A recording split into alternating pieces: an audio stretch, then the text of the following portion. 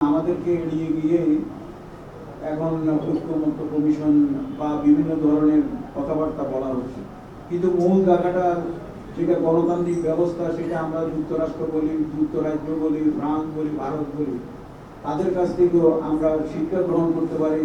আমাদের ব্যারিস্টার শামীম হায়দার পাটোয়ারিও তিনিও বিভিন্ন টকশোতে অনেক কথা বলেন এবং অনেক ধরনের বিশ্লেষণের মাধ্যমে তুলে ধরেন। আমরা জানি সেই সমস্ত দেশের প্রতিষ্ঠানগুলি গড়ে উঠেছে এবং প্রতিষ্ঠানগুলি গণতান্ত্রিক, সেখানেও সমস্যা আছে, সেখানেও বিভেদ আছে, কিন্তু প্রতিষ্ঠানগুলির মাধ্যমে তারা সমস্যার মোকাবেলা করে। মার্কিন যুক্তরাষ্ট্র, আমরা বারাক ওবামাকে দেখেছি, সেখানে প্রেসিডেন্ট হতে দেখেছি, যিনি বর্ণগতভাবে সংখ্যালঘু। ভারতেও যে আমরা দেখেছি যে সেখানে এপিজে আব্দুল কালাম প্রেসিডেন্ট হয়েছেন, এমনকি মনমোহন সিং প্রধানমন্ত্রী হয়েছেন, এবং এখনো একজন আদিবাসী দ্রৌপদী মুর্মু রাষ্ট্রপতি আছেন।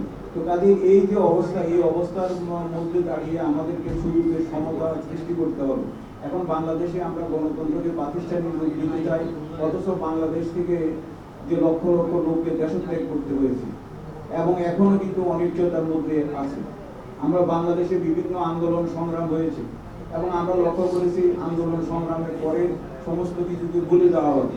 এই 5ই আগস্টের পরও বৈষম্য বিরোধী আন্দোলনের নামে যা করা হয়েছে, আমরা ভেবেছিলাম দেশ আরো এগিয়ে যাবে, কিন্তু দেখা যাচ্ছে যে এখানে তো বক্তারাই বলেছেন যে নির্যাতন নিপীড়ন চলছে। হিন্দু বৌদ্ধ খ্রিস্টান ঐক্য পরিষদ ভারপ্রাপ্ত সাধারণ সম্পাদক তুলে ধরেছেন যে জুন পর্যন্ত 2442টি ঘটনা ঘটেছে। এটা তো আংশিক চিত্র, এবং যেখানে হত্যা, সেখানে নির্যাতন নিপীড়নের ঘটনা ঘটেছে। এখনো জনগণ ভয়ভীতিতে আছে। ভয়ভীতিতে কেন আছে? একটা দেশে যদি নির্যাতন নিপীড়ন চলে, এমনকি সংখ্যাগুরু সম্প্রদায়ের মাজারের পর্যন্ত হামলা হয়েছে, এবং যারা স্বাধীনতা বিরোধী বা সাম্প্রদায়িক তাদের অপতৎপরতা চলছে।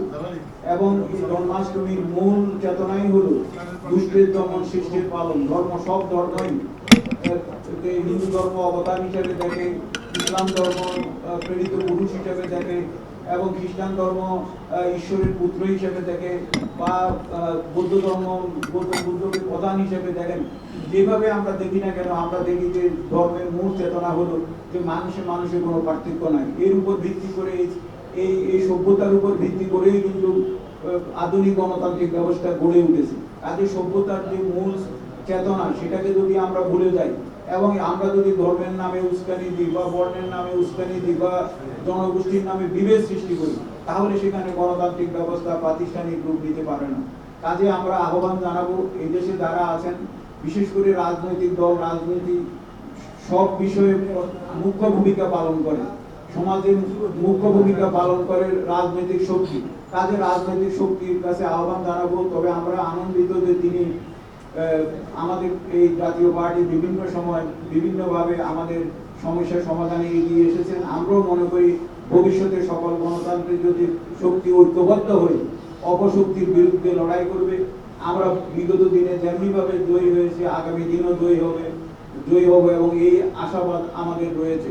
এবং আমরা মনে করি যারা এখন ভাবছেন যে তাড়িয়ে দিচ্ছি অথবা বিভেদ সৃষ্টি করছি, এটা এর মাধ্যমে আমরা একটা কিছু করতে পারবো, আসলে তারা কিন্তু দেশের সর্বনাশ করছেন, জাতির সর্বনাশ করছেন এবং বাংলাদেশটাকে বিশ্বের দরবারে হেয় প্রতিপন্ন করছেন।